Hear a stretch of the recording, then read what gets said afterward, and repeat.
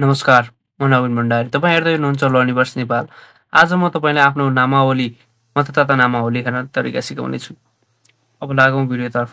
तपाईँले आफ्नो मतदाता नामावली हेर्नको लागि चाहिँ तपाईँले सर्वप्रथम चाहिँ यहाँ मैले एउटा लिङ्क दिएको छु। यसलाई स्क्यान गरेर आफ्नो मोबाइलबाट र ल्यापटपबाट पनि हेर्न सक्नुहुन्छ। त्यसै गरी आफ्नो कम्प्युटरबाट पनि हेर्न सक्नुहुन्छ र साथसाथै एउटा म लिङ्क पनि देखाउँछु भिडियोमा नै र लिङ्कबाट पनि हेर्न सक्नुहुन्छ।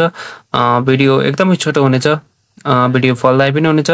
यदि तपाईँको मतदाता नामावलीमा नाम छैन भने तपाईँले चाहिँ फेरि चुनावमा भोट हाल्न चाहिँ पाउनुहुन्न है त।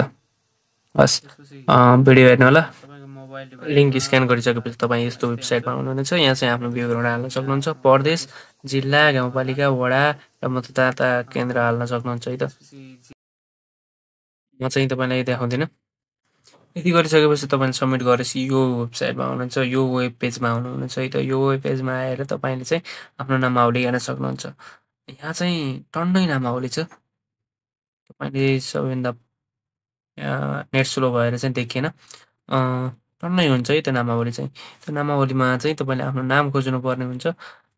नाम अक्षरको पहिलो अक्षर राखेर तपाईँले खोज्न सक्नुहुन्छ। विवरण देखाइसकेको छ।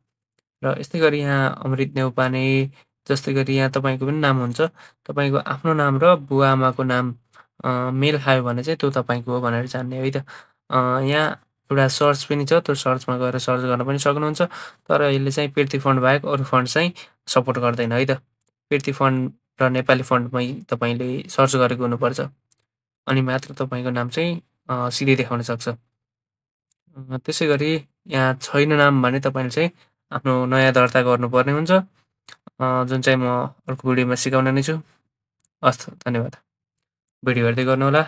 भिडियो कस्तो लाग्दैछ यस्तै गरी चाहिँ आफ्नो हेर्न सक्नुहुन्छ। स्क्रोल गरी 10वटा एन्ट्री चाहिँ देखाउँछ होला तपाईँलाई सुरुमा।